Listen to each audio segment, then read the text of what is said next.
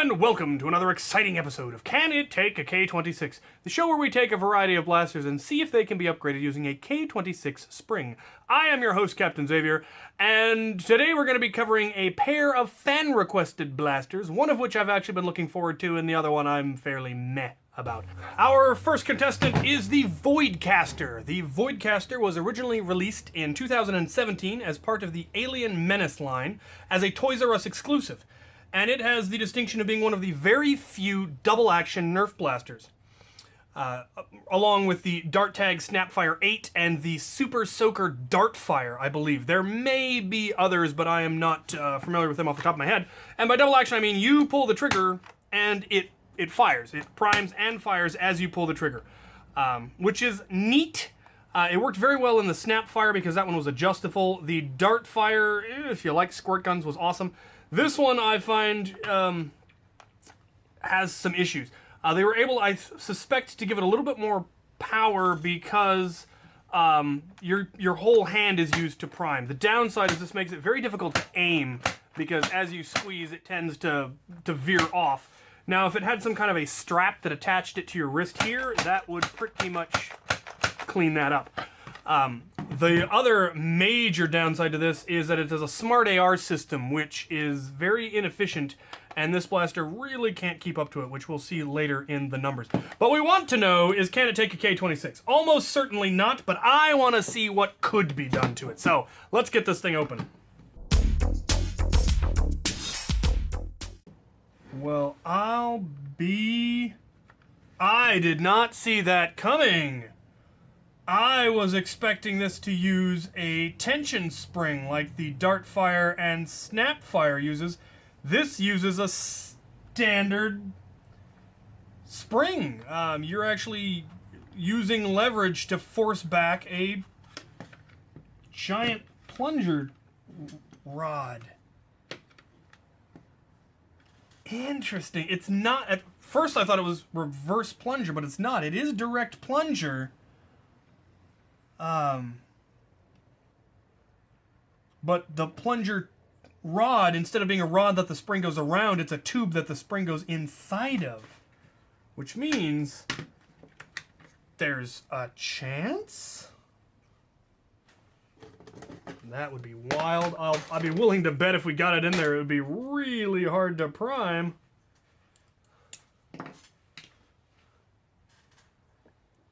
It would definitely be an upgrade.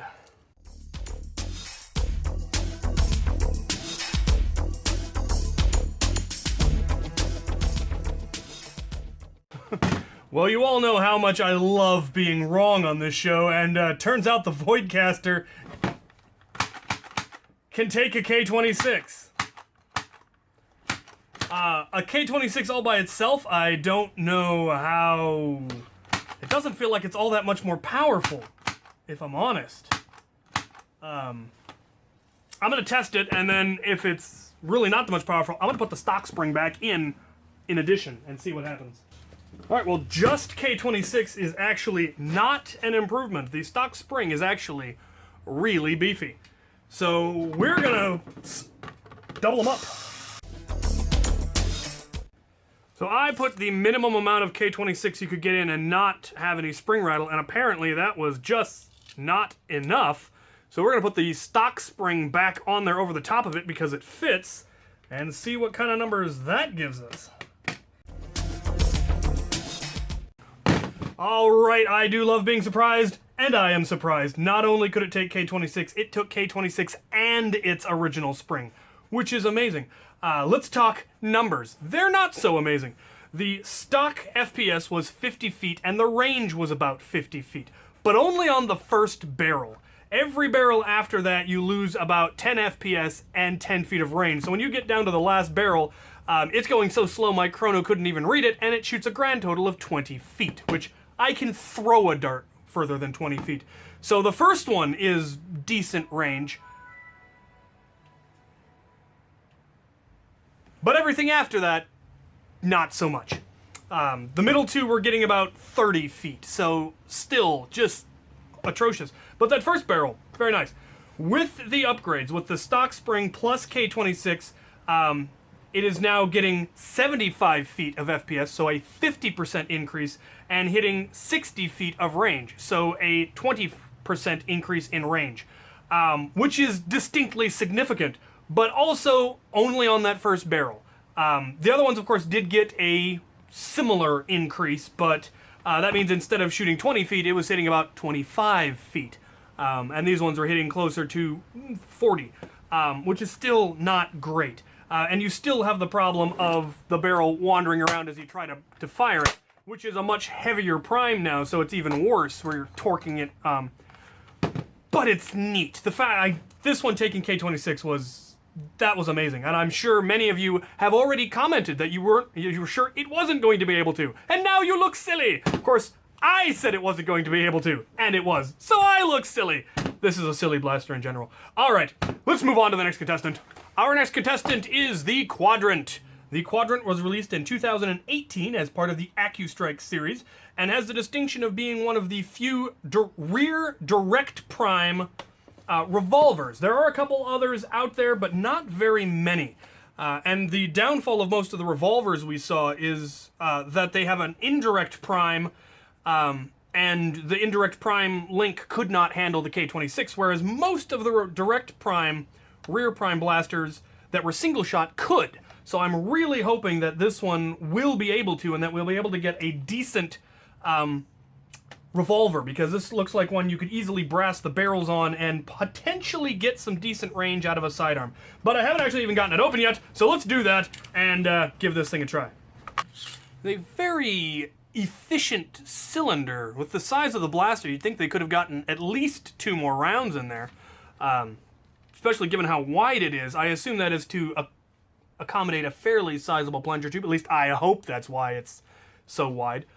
Very comfortable. If this works, this is definitely going in my war loadout, because it's already in my colors. How about that? All right, so I'm gonna go get the stock numbers, and then we will pop this thing open. One thing I noticed, as with many of the AccuStrike line, the different colors are not paint. They are different colored plates, and those plates do not appear to be solvent welded in, so it would be so easy to take those plates out and paint them in whatever color you want, which is really considerate of Hasbro.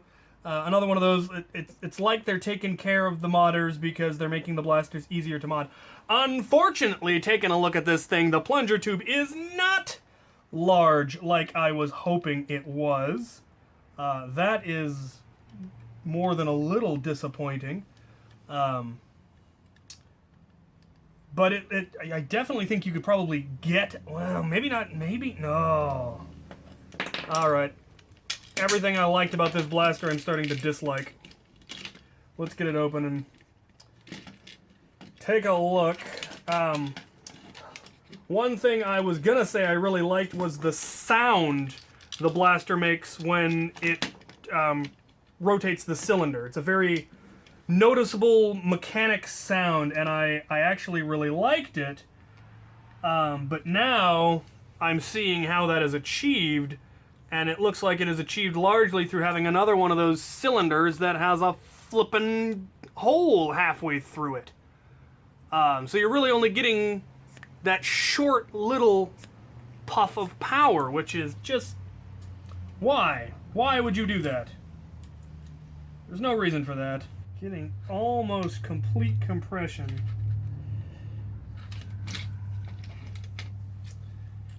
My high hopes are being dashed.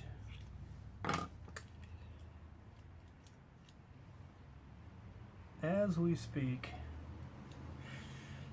The plunger head is designed in such a way that you really can't put a larger diameter spring in. So unless I can find a heavier spring in this exact same diameter, which K26 is not, so it definitely can't take K26 not and maintain a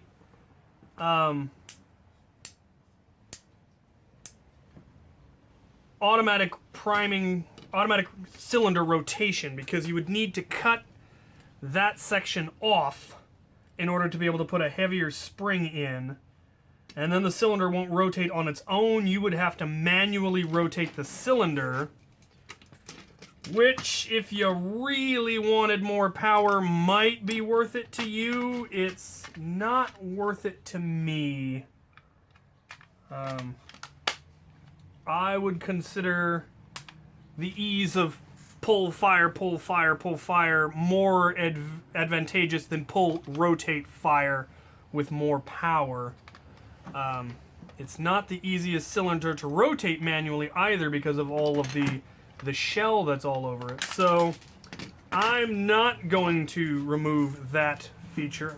All right, well, K26 is a no, but let's see what we've got, because I do have a plethora of springs, and we might be able to come up with something.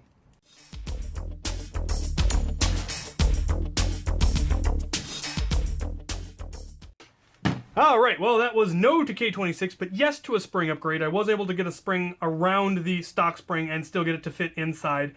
And get it to compress and catch, and no problem. Doesn't feel like too much heavier of a draw. You might be able to get away with a heavier one. I'm sure before too much longer, they will come out with a replacement spring for this, and I will probably grab one because I really like this blaster. Let's talk numbers.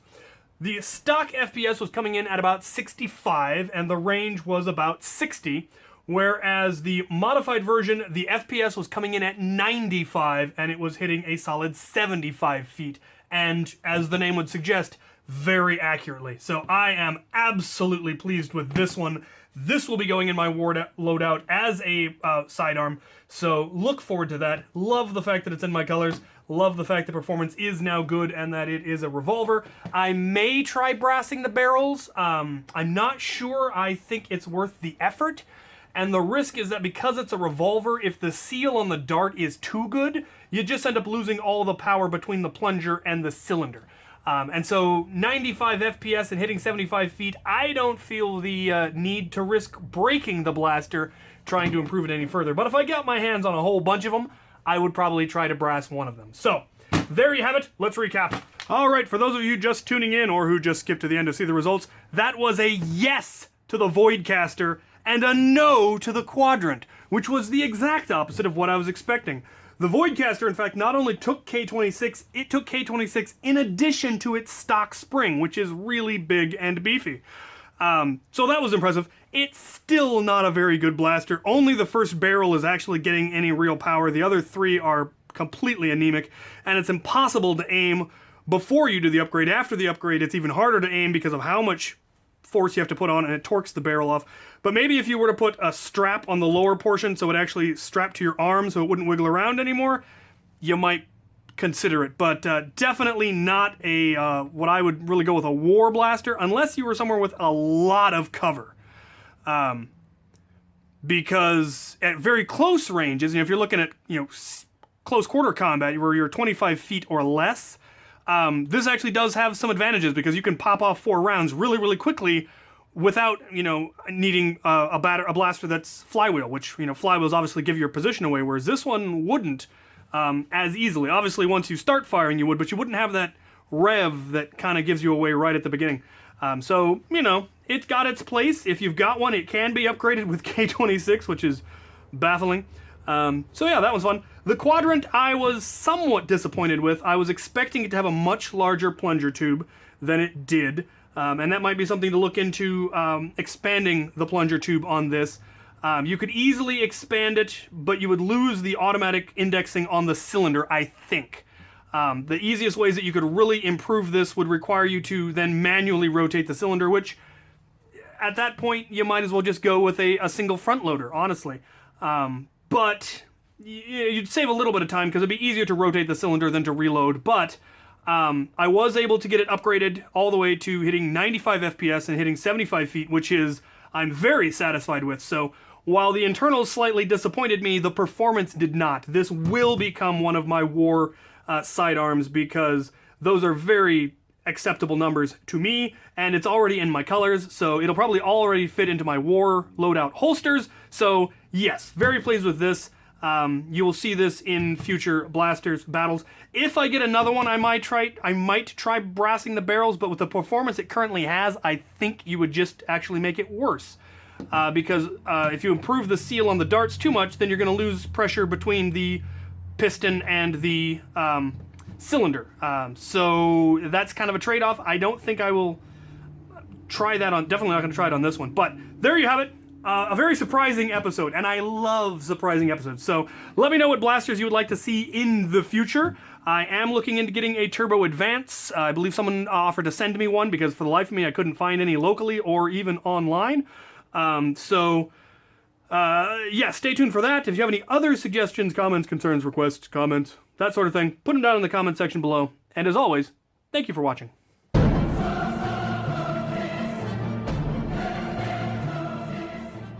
If you're watching this, you have made it to yet another bonus round. As a result of the popularity of my minigun, I have blown past 35,000 subscribers, blown clear through 40,000 subscribers, and I'm coming up on 45,000 subscribers. So this is the bonus round for me hitting 40.